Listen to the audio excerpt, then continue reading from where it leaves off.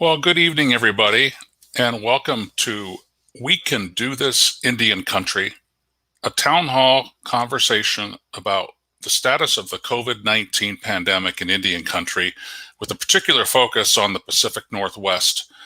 I'm David Knoyer, and I am a member of the Rosebud Sioux tribe with family ties to the Yankton Sioux in the United State of South Dakota, but in Lakota, Dakota, Nakota country. And it's an honor to be with you and to be with several wonderful guests tonight to talk about the state of the pandemic. Things are changing rapidly with the Delta variant, right? And so rapidly, it's sometimes hard to keep up with the news, to keep up with the developments. Generally, we know that the vaccination rate in Indian Country has been relatively high, but that doesn't mean that that's been enough to slow hospitalizations, infections, and other challenges, which we'll talk about tonight with three guests in a second.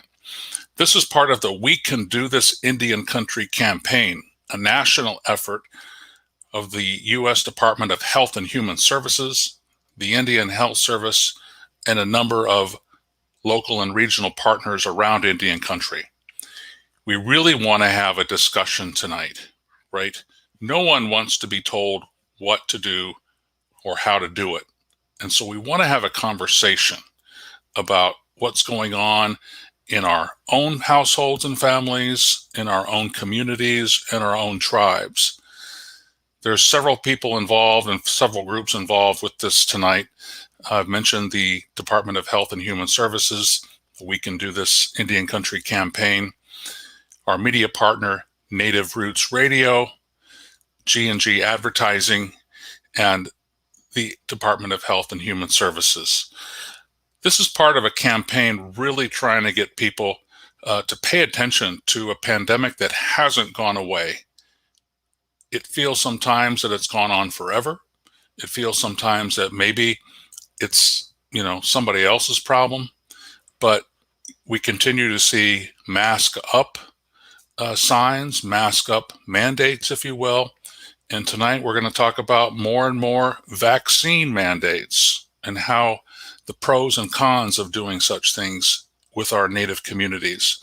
But I just want to give you a flavor of the We Can Do This Indian Country campaign. And if you're on social media, chances are you have seen a pretty high-powered spot cross your phone or your computer when you're on social media. And I want to show you this. It's by the Native hip-hop artist Superman. And pay attention, it goes fast.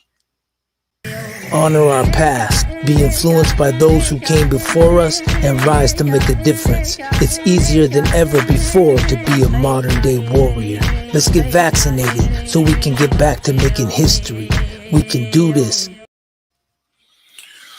Well, that's Superman, and you know him as someone who sort of blended his Crow culture from the Upper Plains with modern hip-hop and powwow-style dancing as well. Talks about being a modern warrior, talks about making history, talks about stepping up for not just ourselves as individuals, right, but for the families and communities and groups that we're connected to and that define us.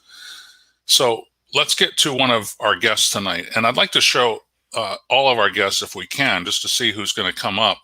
But we're going to start with the vice chairman of the Confederated Tribe of Siletz, Bud Lane. And Bud is joined by two other guests, Lou Whitebear, who's at the Oregon State University, who's also on the school board of the Corvallis School District of Oregon. And Lou is a member of the Central Chumash of California. And we're also going to be joined by Paul Lumley, a Yakima citizen who runs the Native American Youth and Family Center in Portland, Oregon. Paul has got a long history in Indian Country. He has also worked for the Columbia River Intertribal Fish Commission and spent some time on the East Coast in D.C. And Lou, you're going to tell us more about your extensive background when we get to you in a second. But we have these three guests tonight, and I want to start with Vice Chairman Lane, who's also on the board of the First Peoples Fund and Vice Chairman Lane, I know that you're an artist yourself and a weaver, among many other things. You've taught yourself the Siletz language. You've been a longtime leader there in Siletz. What is the state of the COVID-19 pandemic there on the western coast of Oregon, where you're currently, your homelands have been shrunk there? What's going on there with the pandemic, Bud? Well, like most reservations and other places in the country, we've seen an uptick, a pretty severe one recently in the last month.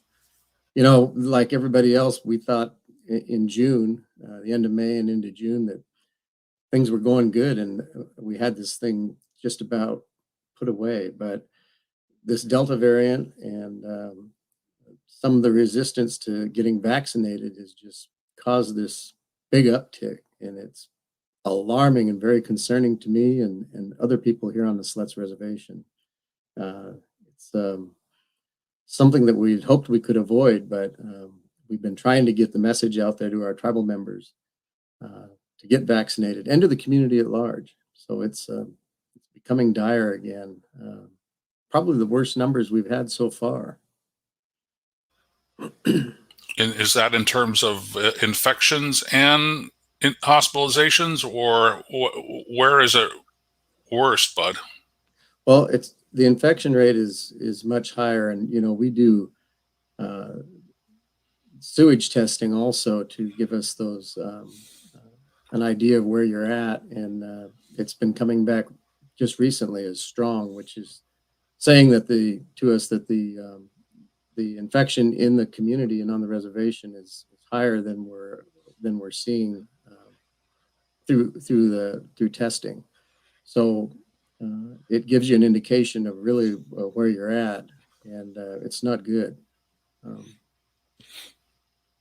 Wow, that is fascinating. I've heard before of communities, cities, municipalities, and tribes like your own confederated Siletz testing the epidemiological results of wastewater, whether they're looking for, in this instance, the COVID-19 coronavirus virus, or I've also heard in past, looking for other challenges, public health challenges, substance abuse and so forth. But you're looking at the wastewater coming from people's homes, which is showing up in the urine and so forth from your tribal members, and that's just one more. You don't need to go down to go get a COVID test. They're telling you right there that you've got a problem. That's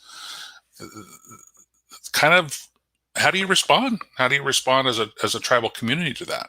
Well, there's the vaccine hesitancy that is out there amongst some folks. Some folks who don't trust the government.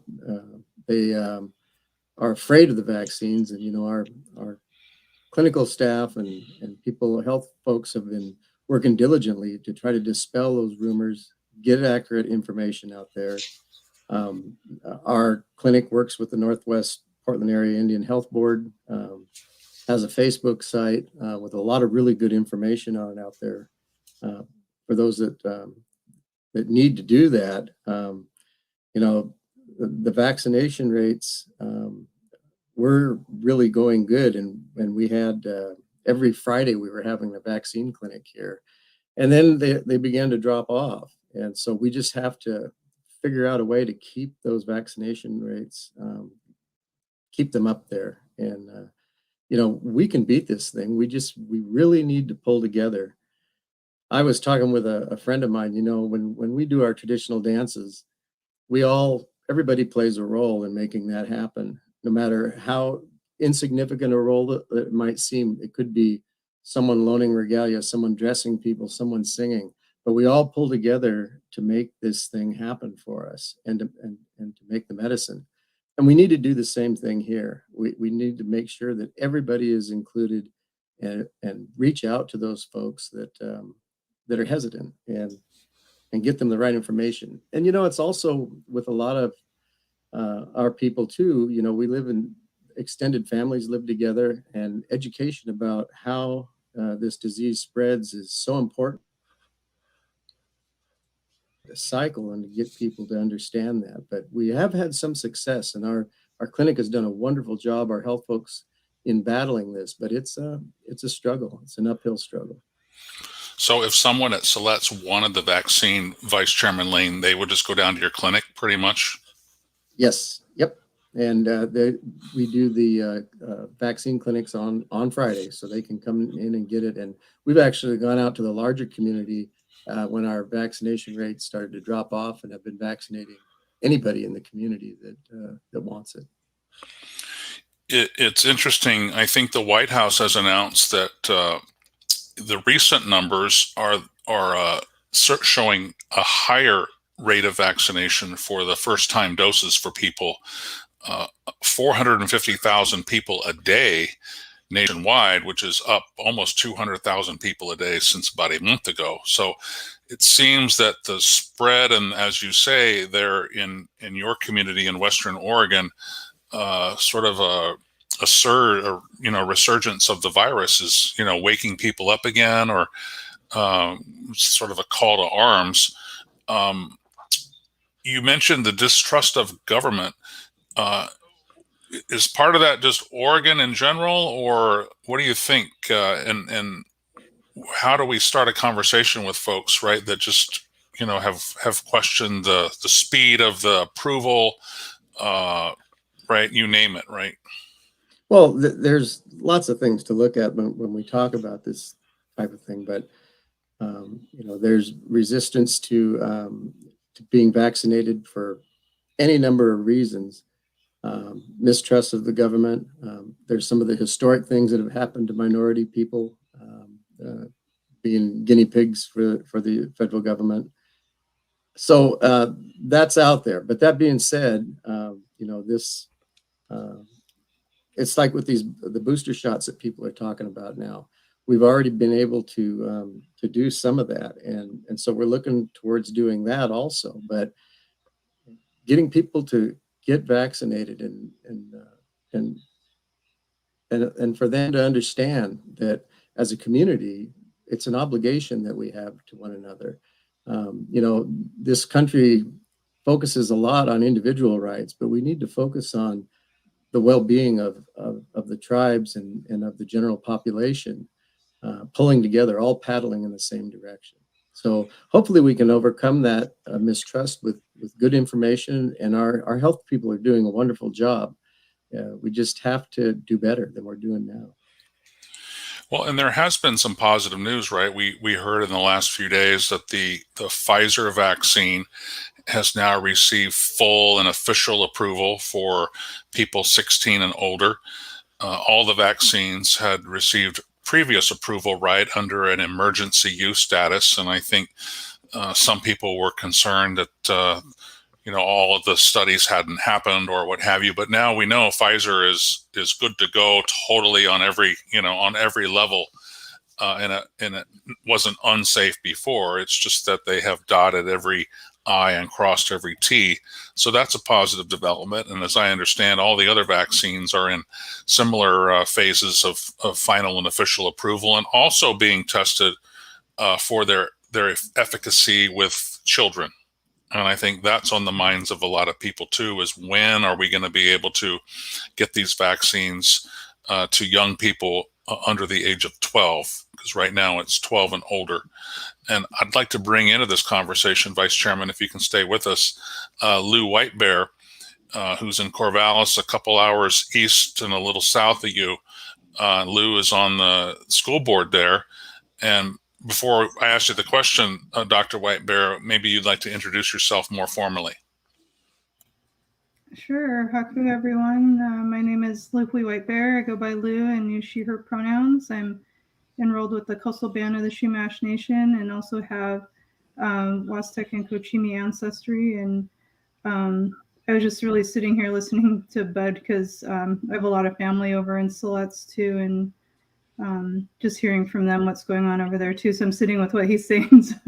So forgive me for this long intro, but I work at Oregon State University. I'm the center director of our Native American Longhouse, Ina House, which is one of seven cultural resource centers I'm on the Corvallis School Board and do some other community work too with murdered and missing Indigenous women's advocacy as well. And so what was the question again? I'm sorry. Sure. Thank you. Thank you, Lou, and thanks for joining us. What's the situation with students in the school district there in terms of mask mandates, in terms of vaccination issues? What are you dealing with as a school board member there?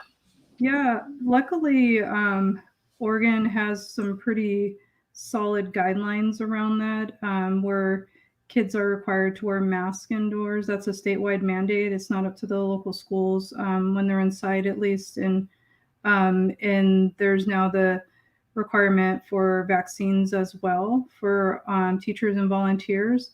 I know that is being received differently across the state.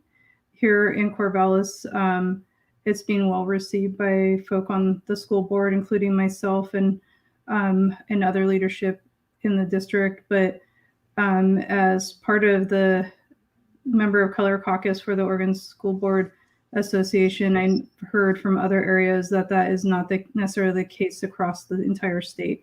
And so there's a lot of resistance. And I think it goes back to what Vice Chair Lane said about that focus on the individual rights and not the collective rights. And I think from my lens and upbringing, what I bring to the school board, I've always operated under that, like, what message are we sending as folks that are in leadership positions? And so about the collective health and thinking about who's vulnerable.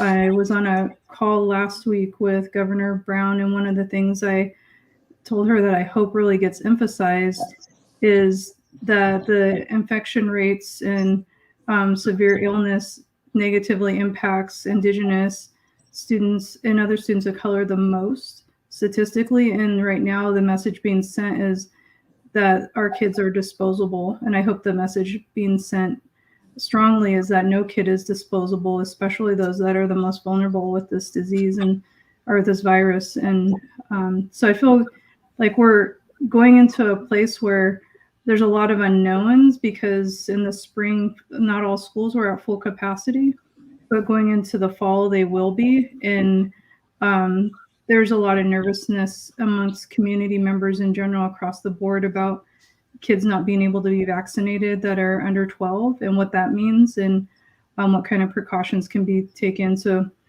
I'm supportive of what's going on here in Oregon as far as the requirements and centering what needs to be done to keep those kids as safe as possible, because they really do need that interaction with each other. And if we learned anything last year is how hard it was for a lot of them to not be able to see each other, especially kids that are from more communal families and backgrounds, like a lot of Indigenous folk, right? We're used to being around our people and our families, and not having that for a year was really hard.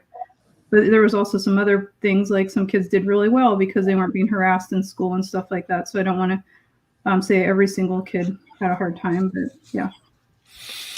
Well, I guess Oregon is lucky in one respect, right, where there's some standardization of the mask mandate in schools. I was traveling in Arizona last week, and I was in a reservation border town just off the Navajo Nation. Half of the school is Navajo students, and there was a school assembly and was there taking some pictures for something else. And the superintendent literally was telling the students, take care of yourself. That was his message. Take care of yourself, because there is no mask mandate there. But it was almost like he wanted one, but couldn't by whatever the politics are of that particular district. But it's been very difficult, right, on our schools and a lot of other places with all these different rules and all this different politics and so forth. And families, I'm sure, sometimes don't know what to do because of it.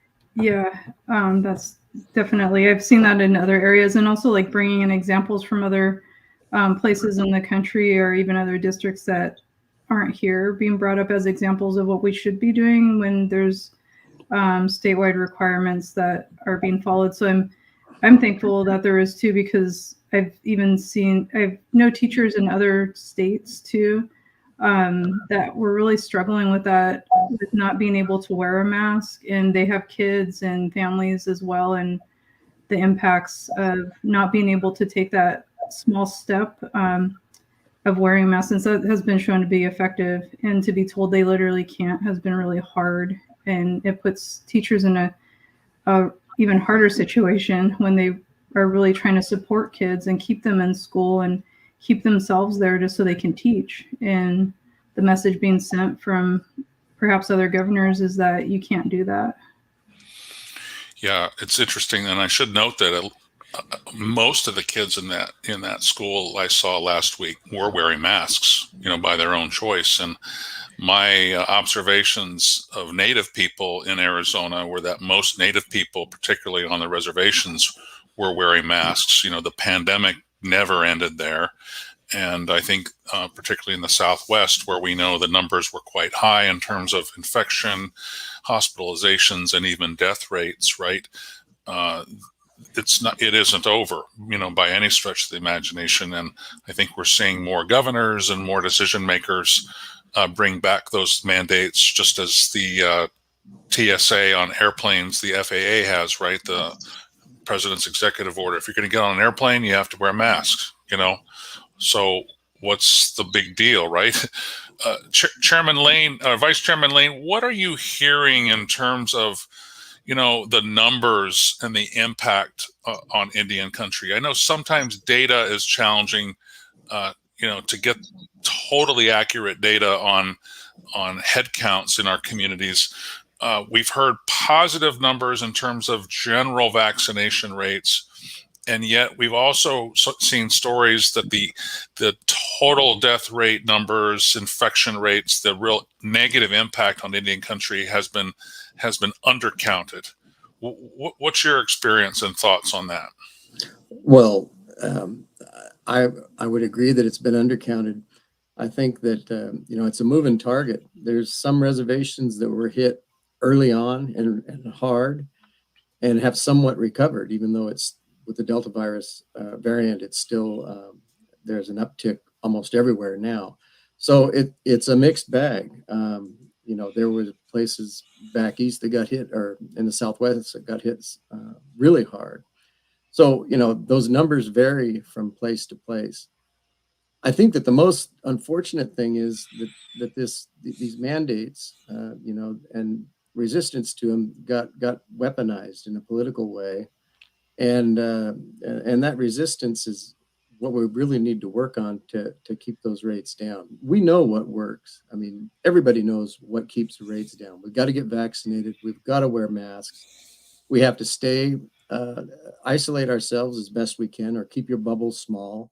There's several things that we know that work. And again, getting that to happen and to make sure that our kids are safe. And I was really dismayed that the vaccines for the young kids, now they're saying won't happen until close to the end of the year, is what I saw on the news today. And I was hoping they would be happening maybe next month or in October. But at any rate, as you mentioned, also the approval, the FDA approval for the vaccines, not on an emergency basis, but the thorough approvals through. So that's going to be another tool in our war chest in fighting this thing. So yeah, the numbers are a mixed bag, though. Yeah, I understand the Pfizer vaccine is going to submit its data on tests with young children to the age of 5 sometime in September.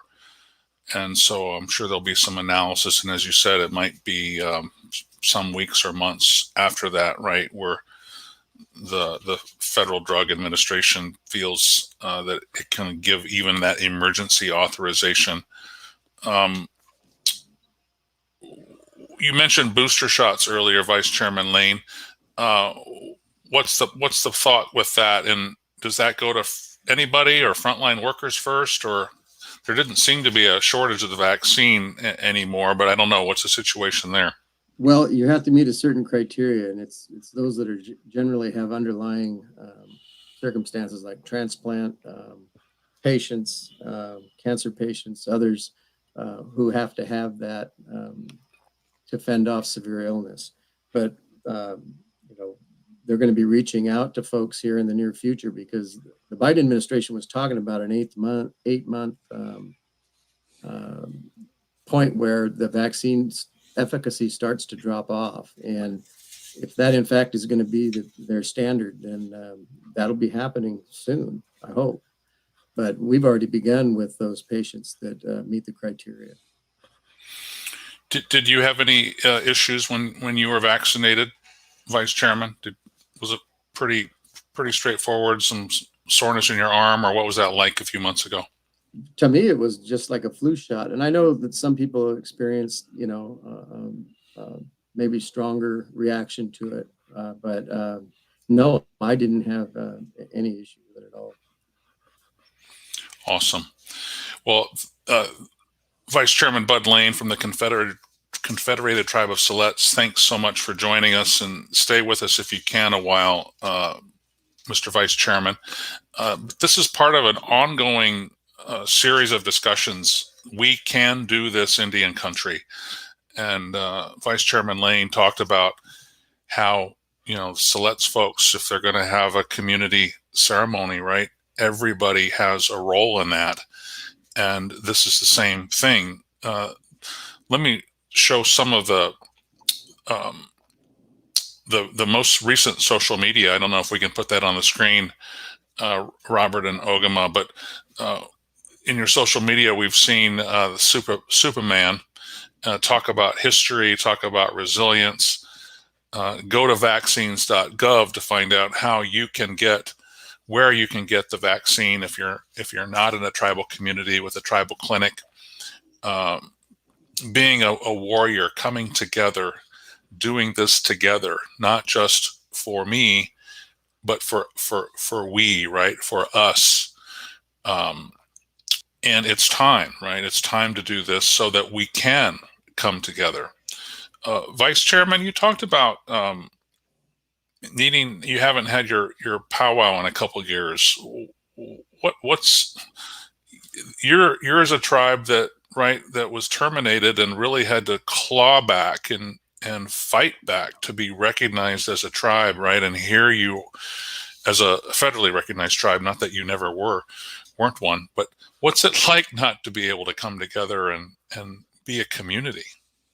Well, it's not good. And, we have to choose between having our ceremonies or our people getting ill. And we're always going to err on the side of taking care of one another. But, we've tried to do, we've made plans, but we've had to do everything virtually now. So we've done our culture camp that we put on annually virtually, and people filming, making traditional things and teaching virtually. Run to the Road, we do a relay run back down to a treaty signing area on the Rogue River that represented ceded lands that our people ceded for the Siletz Reservation. So we've done these things, we've filled in where we can, but it's painful not to do these things. And I'm concerned about it. The longer it goes on, what does that mean for us? What could we lose, So it's something that we look at with alarm. Well, we hope that you can come back together at least by next summer. But this pandemic isn't necessarily going to go away that easy, right?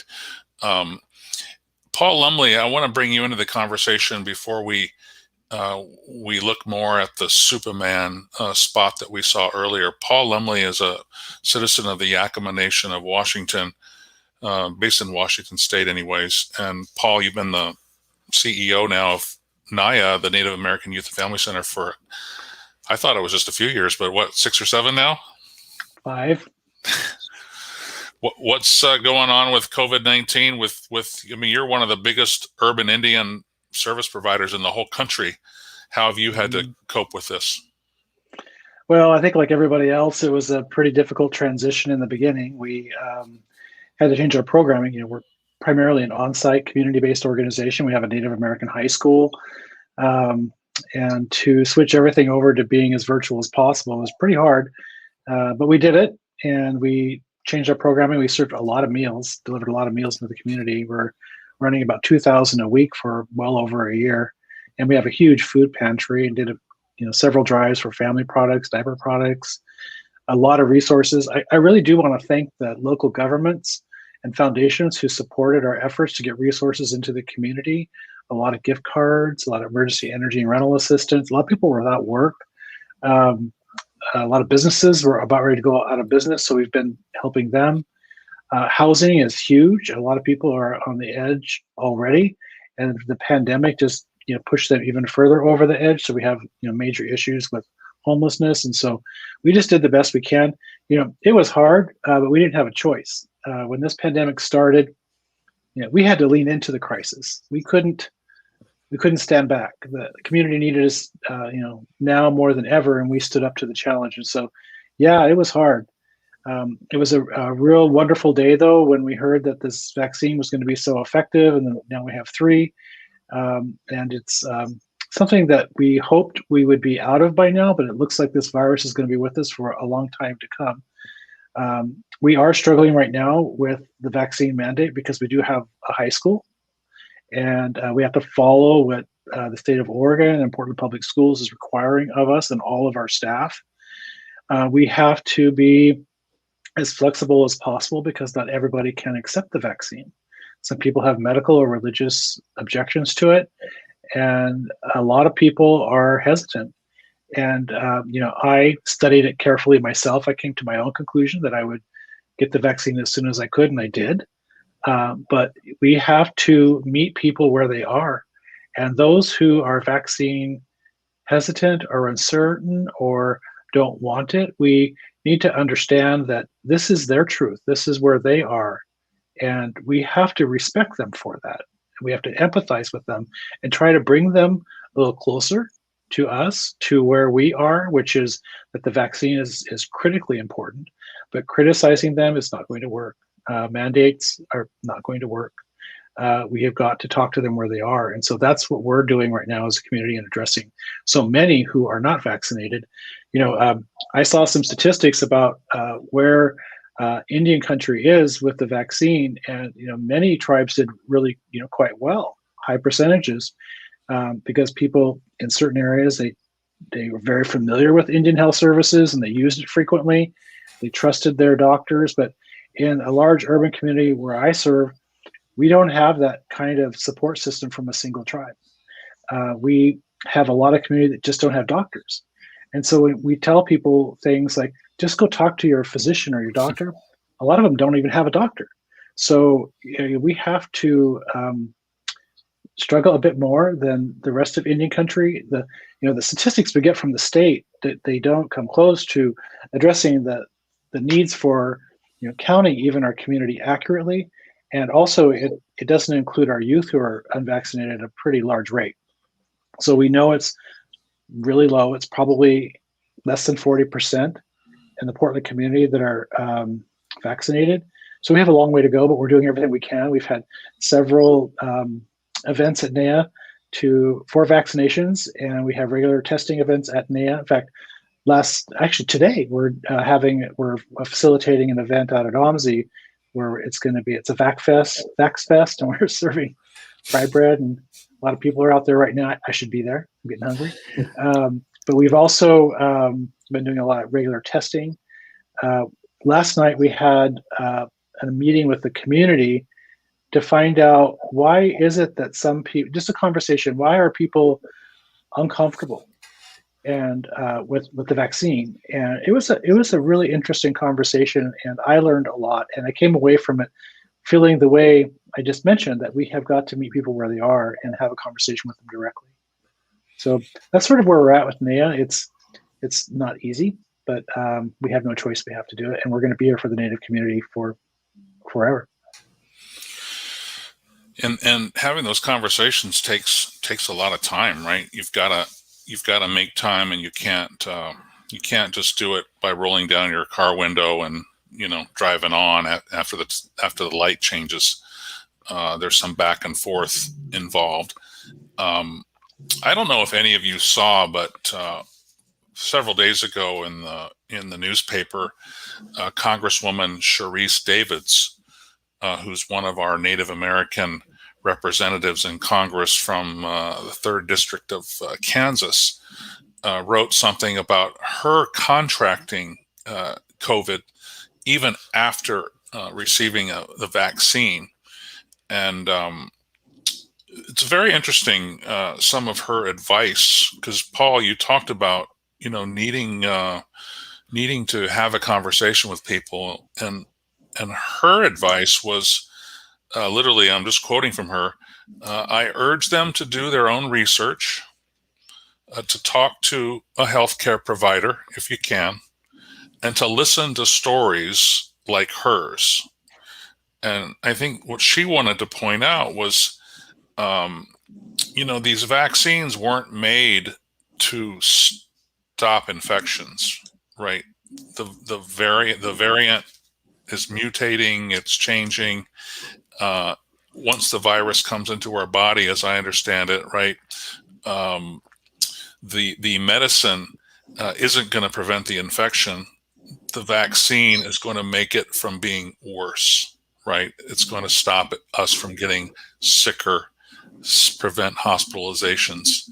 And that was the point that she wanted to make. So she said, I urge people who are vaccinated to read up on this, read up on the facts, so that we can be resources to those who are considering getting the shot. And know where vaccinations are available near you by going to vaccines.gov to look it up. Lou, what advice do you have with some of these challenging conversations with say, some of the students that you see on a daily basis at Oregon State, at least when you're open? I'm not sure if you're doing in person there right now or not, but how do you have conversations with folks without telling them to take their medicine and, they're bad people by not being vaccinated? Yeah, they're definitely not here yet. We're going to be back. We're on quarter system, so we'll be back next month. And we've been fully remote since March 2020, and so they're slowly coming back to campus. So we haven't had a lot of conversations, as many as you would think. The ones that I have had been more students asking questions about it and talking with each other. And I feel like that approach of having conversations with family members and with community members, and just as a conversation and not telling them they're bad people for not getting it, are so important.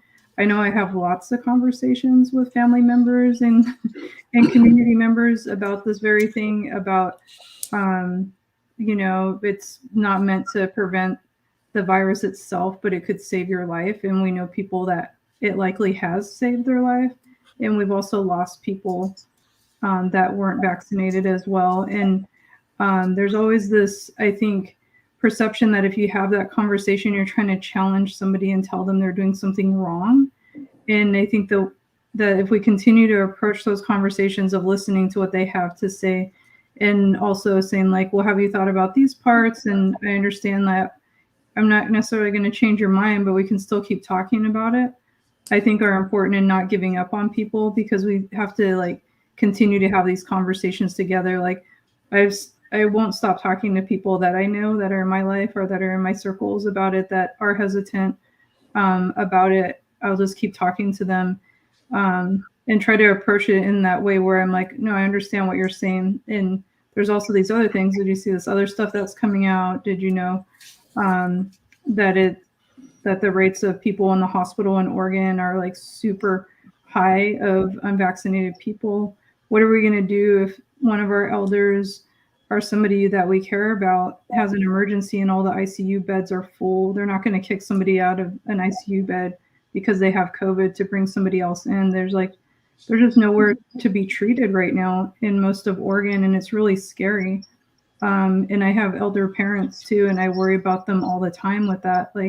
It's more than just the COVID numbers themselves. It's all the other things that our communities face too, that we have to consider with these conversations. And so that's kind of how I've been approaching it. Is like, yeah, you can read up on it, but be careful what you're reading too, and make sure it's not like something that's sensationalized or anything like that. Like, what are you reading? Where are you getting it? And it's a lot of conversations, I think. And I think it's a relational conversation too. You can't come at it like you're wrong, I'm right, because like it's been said before, like people have their own views on things. We got to talk to them the best we can. Thank you. Vice Chairman Lane, you've been a politician for a while now. You're used to these conversations every time you go to the store. What are some of your tips on having difficult conversations with people when they disagree? Well, just because we disagree don't mean we can't talk about something. And, you know, trying to dispel myths and disinformation is tough to do.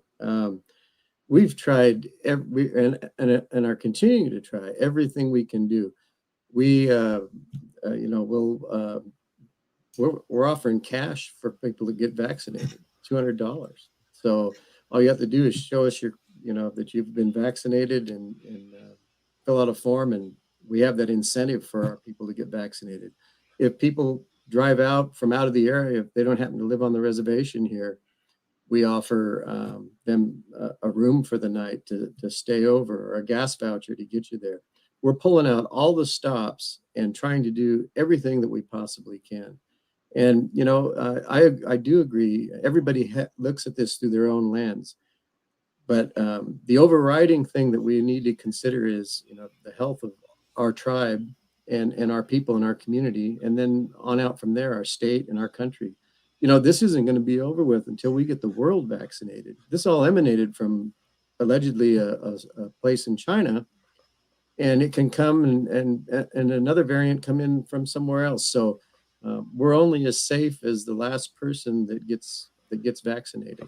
And we just have to be innovative and come up with all of the things that we can muster to fight this thing.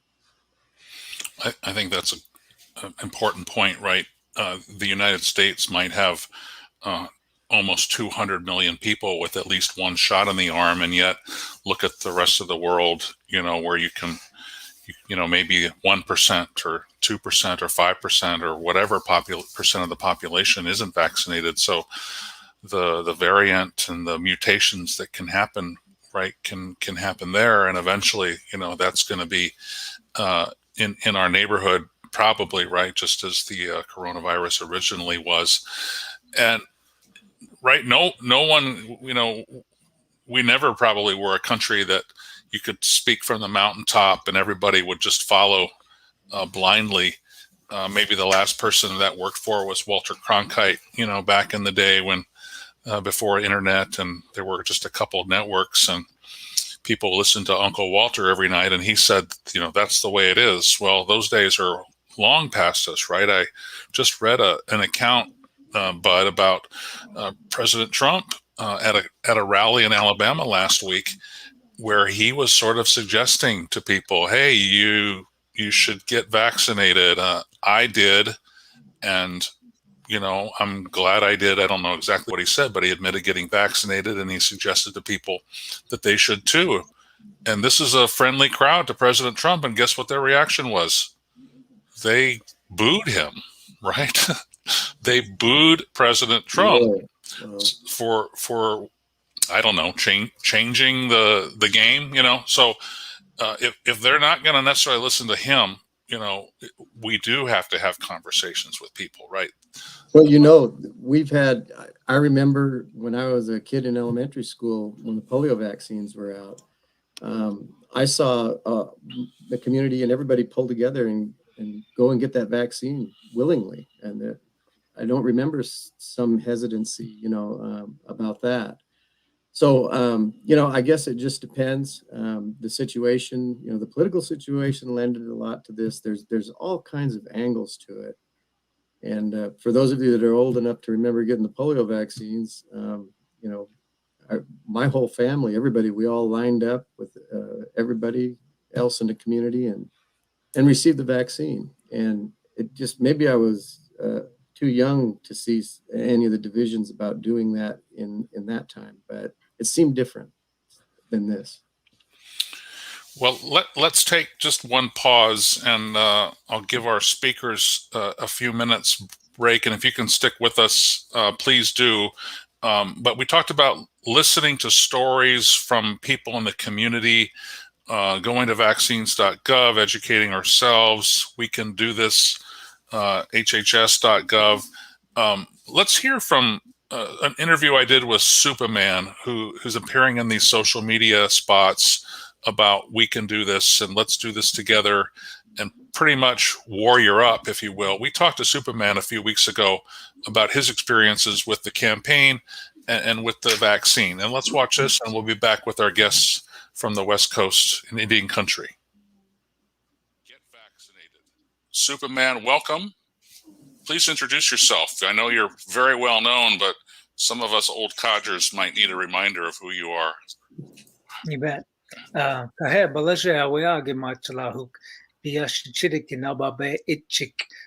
up, my relatives? My name is Christian Parrish, Takes the Gun, aka Superman. Come from the Apsalogan Nation in Montana, or the Crow Nation is the mistranslation of our people. My Apsalogan name is Oweage Machala, which means good fortune on Mother Earth. And my clan is the Ashichira, which is the Big Lodge clan. So yes, it's an honor to be here with you awesome people. I saw you perform at a large national conference, 2019 it was, and you've got this amazing energy.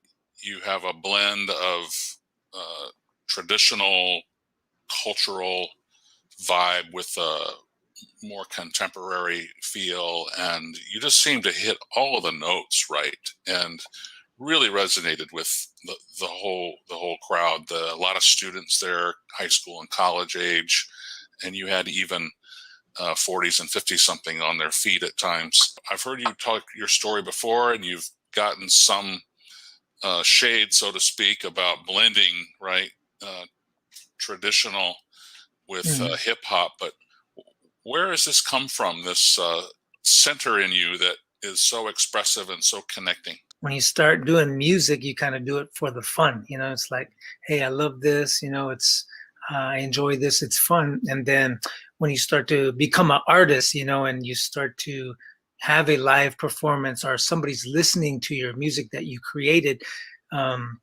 then you realize that the impact, you realize the impact that you're having on the listener or the participant at your performance.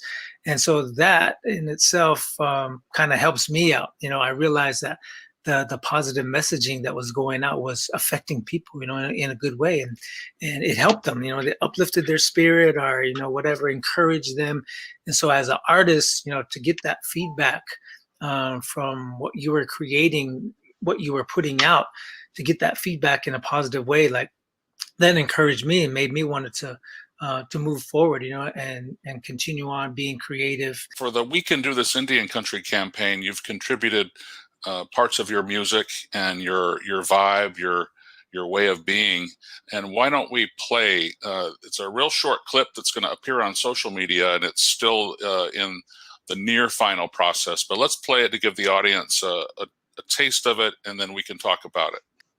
Honor our past, be influenced by those who came before us, and rise to make a difference. It's easier than ever before to be a modern day warrior. Let's get vaccinated so we can get back to making history. We can do this. That's a lot in 15 seconds, huh? Yeah, you bet. Quick. Where were some of those images from? Different powwows, and just here in Crow Country, just what I do, I try to keep it home base too as well, like being here in Billings. Yeah, it's Billings, but it's Indian country, it's Crow Country. So yeah, it's like you heard the music there. That's the infusion right there. It's a round dance song, but it's also some hip hop music at the same time. So good vibes. I know you've worked with G&G Advertising, which is the American Indian Alaska Native subcontractor for the We Can Do This Indian Country campaign under the Department of Health and Human Services. You worked with G&G before. What's that back and forth process like? I mean, you're an artist, and all artists have a vision, right? It's always good. It's always smooth. We connect good, communication's good, and they're always open to how I feel, especially being an artist and being, have been doing this for so many years. I know, the community, in Indian country, social media, and all of that. And so I know my own audience and how they respond, and just the whole community. And so when they had their ideas, we kind of brought them together and came up with that, which is awesome. Like, we can do this. I mean, we've been doing this, like, so we can do this. We've been resilient, for so many years, and so we continue on that legacy, carrying on our legacies, and making history. What's the COVID-19 experience been like there on the Crow Reservation? The impact that COVID had, on our res and in Montana was bad. It was devastating. Like, there was so much loss of life, like on our reservation. So many elders, language speakers, the cultural, the historians, they had all this knowledge, and then, along comes COVID-19 and just taking out our people in that way. So, we were in a state of emergency, in a state of shock, of what to do, and, like, what's going to happen. And so, yeah, it's definitely, devastated, Indian country in itself. And so to be able to, hey, man, what can I do? How can we help each other be safe? How can we protect our elders? How can we protect our people? And so I think we all kind of have that urgency. How do we persuade people who are still maybe on the fence or skeptical, or maybe have turned to other issues? How do we have a conversation with folks to consider getting vaccinated and to pay attention to this now, right? With the variant, that Delta variant, supposed to be more transmissible and even more threatening in many ways. How do we get people's attention? We get so in the routine of, it's done. We're, it's all good. We're no more masks, things like that. We easily get in our comfort zone. And I think at the same time, though, like the impact that it did have, on our families, everybody was impacted. Like, everybody in our res pretty much lost somebody, from COVID. And so that kind of like makes people understand that this is serious business. Like, we have to do this, for our people to move forward. And so I think staying creative, and reaching out to the community, and in ways like this, like with the PSAs, and just kind of like continuing on, letting people know the info, and it's like, we're not out of the dark, we're not out of the woods yet. We're still, let's make this, so we don't have to go through this again. Let's just solidify this protection here. Let's look at what's going to pop up on people's phones in the next couple weeks from this We Can Do This campaign, and tell us what we're seeing here. So you're seeing, performing. So when COVID hit, it was just like, boom, that was the end. There was no gatherings. People couldn't go to concerts. We couldn't have conferences. We couldn't go to, ceremonies. We couldn't gather. And so this is what you see is me, live, performing live again. See the interaction with the crowd, us coming together again, enjoying one another's presence. And so, that's where we want to be. That's where we want to be with this. And so in order to do that, we gotta solidify that. Getting vaccinated is one of those ways of where we can solidify that protection and that peace. I missed it, for that whole year. There was no interaction, and so when I had another gathering, it's just like, hey, this feels good. I forgot how this feels to interact, to shake a person's hand, just to connect with them, physically. You realize the value of it. You realize the value of that connection. Let's watch that 15-second spot one more time and pinpoint anything else that jumps out at you, because it's there's just so much there in 15 seconds. It's amazing. Honor our past, be influenced by those who came before us, and rise to make a difference. It's easier than ever before to be a modern day warrior. Let's get vaccinated so we can get back to making history. We can do this. Yeah, so definitely, honor our past. Bam, you got an amazing leader there. Sitting Bull himself. And then you got the old footage there of the dancing of people coming together. And then you have me in my outfit. I'm there in the modern day world of the colonized world, but at the same time enjoying the culture, representing the culture.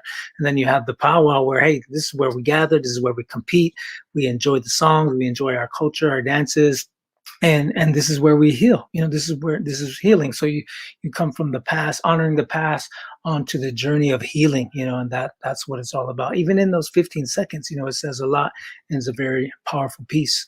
Did you have any questions yourself when you were thinking about the vaccine and whether you should get it or not? We all had those questions. We all wondered about what's going to happen. Is this okay for our people? And so yeah, definitely there's always that question of is it safe? And so and then, as I said earlier, to have it impact you, so closely to home, where you have, hey, somebody in your family, they passed away. That makes it, that kind of wakes you up, to the seriousness of the virus and everything. And so I think with Indian country, I think a lot of us were like that. We had the questions about it, and then when it impacted us, and we seeing, oh, hey, this is affecting our families. I got to do this. I gotta get vaccinated. I gotta mask up. I gotta do what I gotta do to protect our families. Well, is there anything else that you'd like to add? I'd just like to thank you, for allowing me to be, a part of this great campaign, and I hope I do it justice. Just putting things out there with the community. I'm always trying to do my best, as an artist, as a human being. So I'm just honored and humbled, to be a part of it.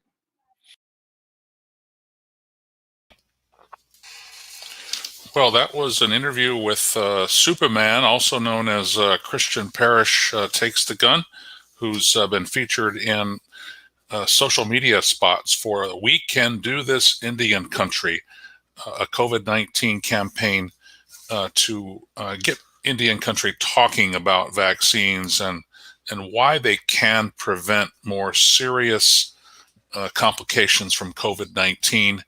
And Superman we talked to from the Crow Reservation, Billings, Montana, not long ago. But it's great to have three experts tonight joining us from Hey, David. Indian country. Yes, Paul, go. I just wanted to mention that Superman came to NEA just before the pandemic. He came and sung for the kids and performed, and the whole community came out. He's an outstanding role model for Indian country. I look up to him and all that he's done, and he speaks his truth always. And I certainly hope that anybody who just saw that interview really takes it to heart, because I am grounded by my teachings, by the way I was raised, and we are here not just for ourselves, but for a whole community, a whole tribe that we are a part of. And he understands that too, and he speaks his truth that way. And I hope other people will really take it to heart. I was looking at the chat room, and somebody put a question in there, which I think is worth discussing. And it's, somebody's got fear of losing their job because they're not going to get vaccinated, and that's a real thing out there. There are different approaches to mandating the vaccine. At NEA, we're probably going to approach it as you have to be vaccinated by a certain date, and if you're not, then you have to be tested weekly until you can provide proof that you've been vaccinated.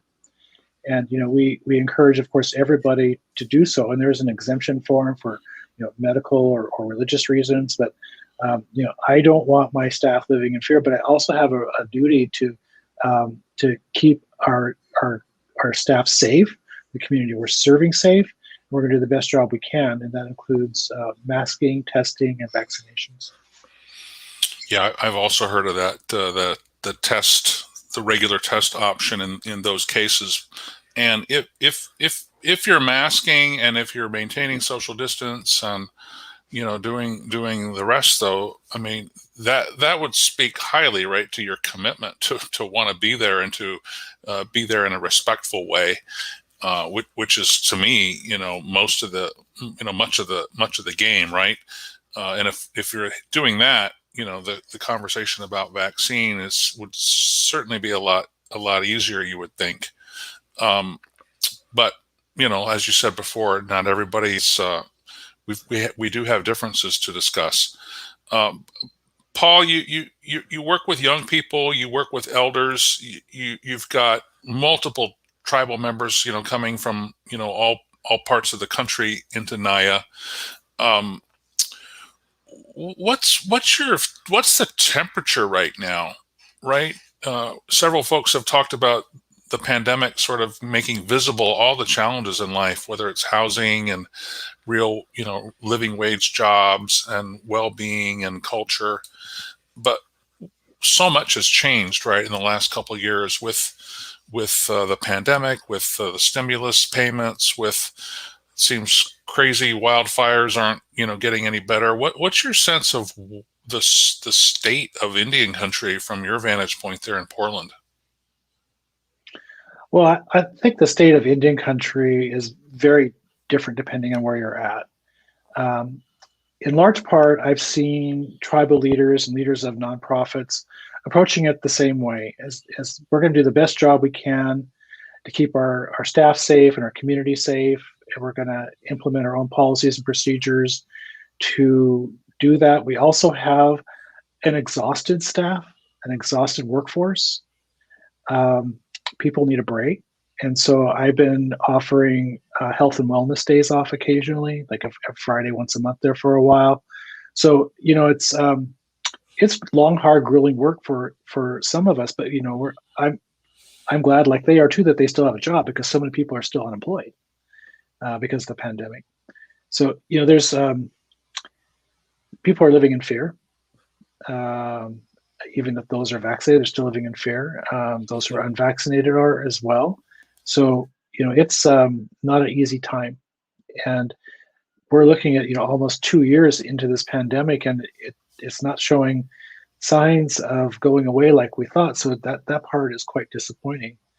Bud made a good point that it's not going to go away until the whole world gets vaccinated. And that's going to take some time. So we know it's going to be here. I was talking to a few staff members privately about this virus, and there's a good chance it's going to be with us for the rest of our lives. There was reference earlier about the polio vaccine, which I got, and that disease affected young kids first, the youngest first. This disease, coronavirus, has affected older people first. And it seemed like there was, for some reason, less urgency, and it got politicized right away, which was so damaging. The social media out there is offering conspiracy theories and facts that just are not true. It has really, really put a damper on everything that we're trying to do as a community. And so, yeah, it's hard. I see everybody struggling. I see everybody doing the right thing. There were a lot of resources that people had to deploy. The tribes did a great job of it. Organizations like mine, we obviously did the best we could at getting resources out to the community, and we'll keep doing it. But yeah, it's pretty hard.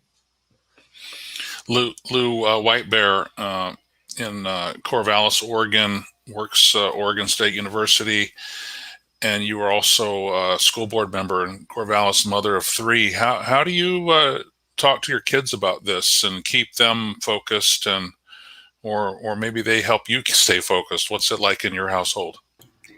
Yeah, I know that I recognize that I'm in a place of privilege, being able to work from home right now. And so that's been something that I've had a conversation with my own kids about recognizing that too, and that there's people that are out there that can't, and to always remember to be respectful of each other when they go out, and understanding where each other's coming from.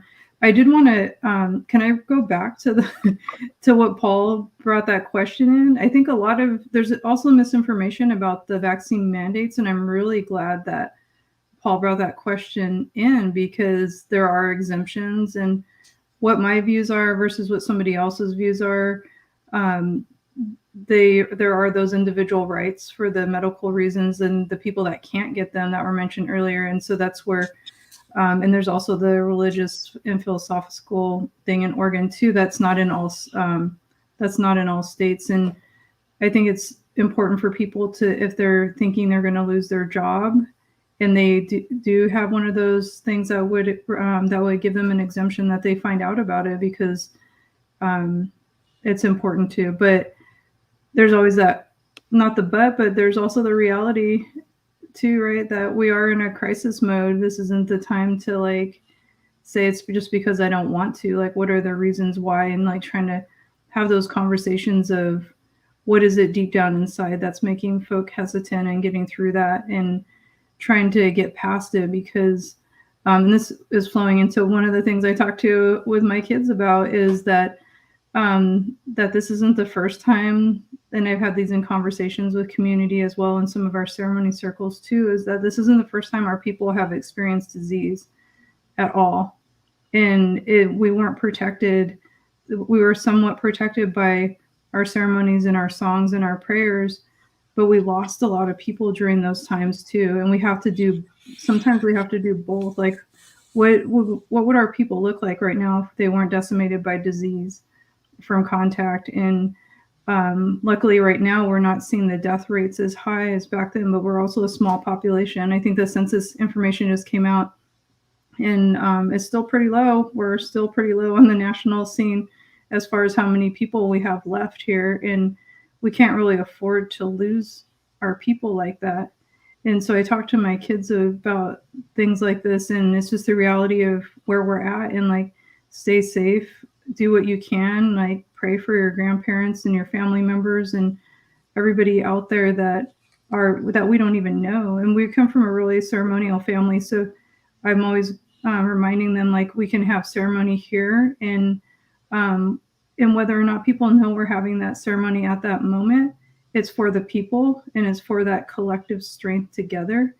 And I get emotional talking about it because I really miss our ceremonies, like in their powwows and stuff. Like Bud was talking about earlier, our family has a family fry bread booth, and we're like third generation at this point at the Sluts powwow. Our kids are part of it too. They grew up there, and so not having that's hard. And we know that when we do have it again, some people that always came up and were like, I'm ready for your fry bread. I make the fry bread, by the way, shout out for my fry bread skills. And I know some of our family and friends aren't going to be there because we've lost them during this. And that's really hard to sit with and think about. But I do talk to my kids about it, and we get through it together. We always come back to our ceremonial pieces that we can do here and stay grounded in that, because we can't just, I know a lot of the focus is on like, we're scared and we're afraid, but we have to face our future together and not be scared for when we come back. And we have to be able to bring our ceremonies back with us, because they've been put to sleep before. It's not like they haven't, and we found a way to bring them back. And right now, how I view it is that, and how I talk to it with my kids, is right now our ceremonies are resting, and we still carry them right here, and our spirits still carry them, and our ancestors are still with us, and we'll be able to gather in our ceremonies and bring them back when the time's right. And I know that there's some tribal communities that are doing them right now, and but not everybody is, and not everybody's able to go to the ceremonies that they're used to doing. And so that's some of the things I talk to my kids about, is like, how do we keep our stories going in our ways, and we do what we can here, and stay connected the best we can. If we're going to keep the circle strong, Bud, keeping your Siletz community together, not having your annual powwows, how do you keep the circle strong when we're all virtual on Zoom or what have you? You're muted, maybe. There you go. Oh. Well, we share what we can virtually, as you said, but Lou made a really good point that I was thinking of also. We need to remember our ancestors and their strengths. You know, many of our tribes here in Western Oregon were almost wiped out by diseases before they ever saw a European. And, you know, we just need to educate ourselves. If people are hesitant or they have different reasons, need to talk to somebody. It may not be a doctor, it may be a friend, it may be your parents, your folks, your grandparents. Talk to somebody, find out the facts, make a determination on your own. But, you know, this is something where we all need to paddle in the same direction. And whether that be wearing a mask, social distancing, staying in your own bubble, you know, we can try to do as much as we can virtually. It'll never take the place of our ceremonies. And I agree with Lou. We carry them in our hearts. I mean, we always have. And she's right. They've been sleeping before and have awoke with vigor and strength. And we'll do that again. I'm sure we'll do that again. But it's going to be a trying time for us. And, you know, to this pandemic, there isn't any right answer. It's going to take all of us pulling in the same direction, getting that information, making those decisions that help to keep us all healthy and well. Hey, David, can I add to that? Please. You know, I really appreciate the comments because I think about this frequently, that all of the people before us, our ancestors who sacrificed so much so that we can be alive today. You know, think of all they went through: wars, famines, being relocated, disease. You know, we owe it to them. We owe it to them to do the things that are actually not that hard. You know, when I put a mask on, it's not to save me from the vaccine. It's in case I get sick, I'm trying to prevent you from getting the vaccine. That is easy. It saves other natives' lives. Getting a vaccine is not that hard. It's the most studied vaccine in history.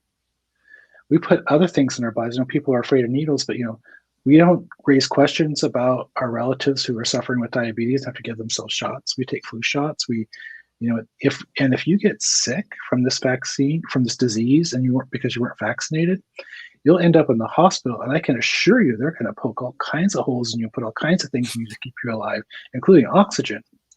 So this is not a hard thing for us to do. We owe it to our ancestors. Yeah, it was quite easy. In fact, for me, anyways, you know, here's my card, and the biggest pain for me was all the reminders and the texts and the phone calls I kept getting. Right, don't forget. So I can't wait to be there. Don't stop bothering me. Right. I love this conversation about ceremonies too, and you know, there's different kinds of ceremonies. You know, I think even, you know, sitting together and listening, deep listening, you know, kind of a talking circle type situation feels ceremonial. Even I remember a different youth group, Paul, where they had bicycles that they were getting to the kids, and they didn't know these bicycles. And this was a group down in Albuquerque, New Mexico, and probably Pueblo Navajo kids, but I don't know exactly. They didn't know these bicycles because they'd been donated. And so the kids, the adolescents, wanted to have a ceremony just to sort of bless those bikes, right? Because they were not known to them and they weren't new, and they wanted to do that, right? So I think these times call for that kind of creativity and leadership, if you will, right? And there's different kinds of leadership, and there's different kinds of ways that we can keep each other strong. And I think even just listening and being there is a big part of it. When times feel so as you said, fearful, right? The unknown and the fact that we're going to be with this for a while, right? Let me give final words tonight. Just before we close, this is part of the We Can Do This Indian Country campaign, and I'm really grateful for your participation and those who have tuned in across Indian Country. Thank you for doing so. There's more information at wecandothis.hhs.gov and more information at vaccines.gov as well. But closing thoughts before we say goodnight. Vice Chairman Lane, you want to offer those? Well, I just wish blessings upon all of the viewers, all of us here that have participated tonight. I hope your families and your peoples stay strong, stay well. We've been down this road before, our ancestors have. We have to keep the faith and do what we can to protect our people and ourselves. So may the blessings be with all of you. Hu chan hu na hut hatle. Thank you. Lou White Bear there in Central Oregon. What are your thoughts tonight? Summer's flown by probably for you with a house full of kids. So I don't know what you've got planned before school comes back in a few weeks, but where's your thinking right now? Yeah, I'm just trying to stay grounded and get ready for whatever fall brings, because it's right around the corner. And I know there's lots of parents all over the country that are thinking the same thing, like what's going to happen when kids go back to school, and will they stay in school? And especially here in Oregon, I would say, and I just hope they do. And I have a lot going on in my mind right now listening to this conversation, and yeah, I'm just trying to stay committed to that we're going to make it through, and I have faith in that we will. Our ancestors made it through before, and so I know we will. Thank you. Paul Lumley, thank you for joining us, CEO of Native American Youth and Family Center in Portland. What's on your mind tonight? And I know you probably have 1,000 things to do, as do the other folks, and maybe you've been checking some of those to-dos as we've been talking, but thank you for your frank reminder, right, that everybody's not on the same page with this, and we have to find ways to talk to each other and not judge or yell or refuse to talk. Well, first of all, I want to thank you, David, for the invitation to be here tonight. I enjoyed the conversation, and I hope that people out in social media land checked it out and maybe picked up something that would help them. If anybody out there is concerned or not quite sure about the vaccine or even dead set against it, I hope we change some minds, because it does save lives. And I really also appreciate the campaign name, which is "We Can Do This, Indian Country," because I know we can.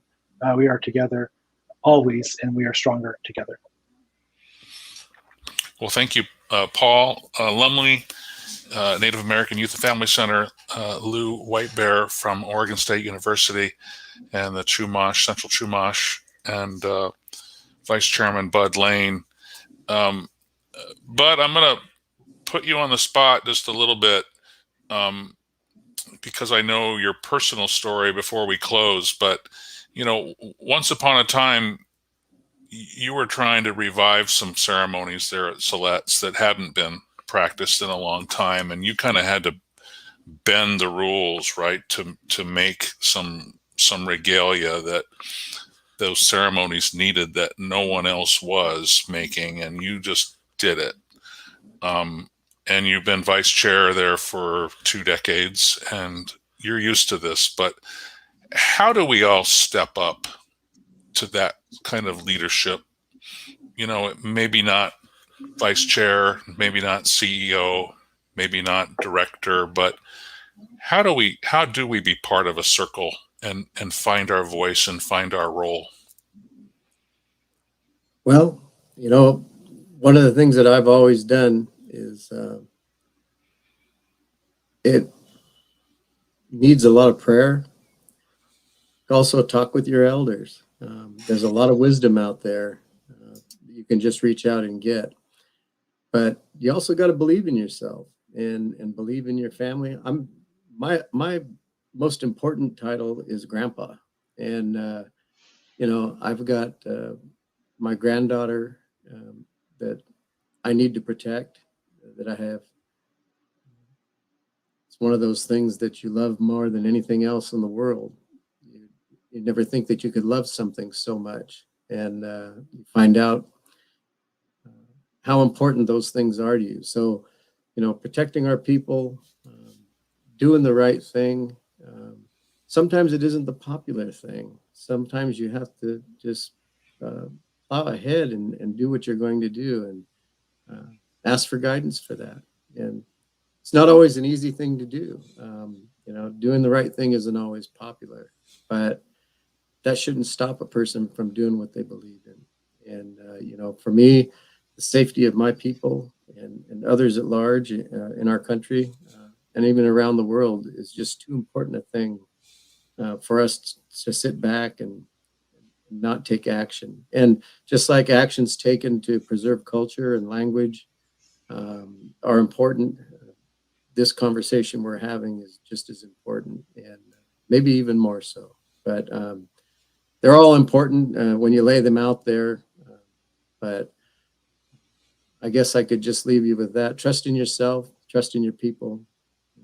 Remember our ancestors. They can provide us the roadmap to get through this. Thank you, Mr. Vice Chairman, Grandpa. Really value all of your time tonight. I know you're very busy leaders, all of you, and thank you for your insights. This has been a good conversation, a very good conversation on the state of COVID-19 and Native communities. And as Paul Lumley suggests, go check out these stories. They might be on vaccines.gov. They might be at wecandothis.hhs.gov, but chances are they're in the other room. They're with a Facebook friend. They're with your auntie, or they're with a young person, right? A young person who's might know as much about this as anyone. And let's have that conversation. It's like a seesaw, right? And the seesaw is about being open, right? And asking questions. Tell me more, tell me more, tell me more. Or being closed, and oh no, I've got it figured out. No, don't tell me that. So how do we balance that seesaw for our little ones and be more open and curious, right, about keeping the circle strong and all coming together? Thank you again, guests. We can do this.hhs.gov, vaccines.gov, and we will be back in a few weeks with another of these discussions. And as Paul Lumley suggests, you can share this on Facebook and share the link so that if you weren't here live with us, you can send it to someone you know and they can check us out. Thank you so much. Good night. Take care. Be well. Thank you.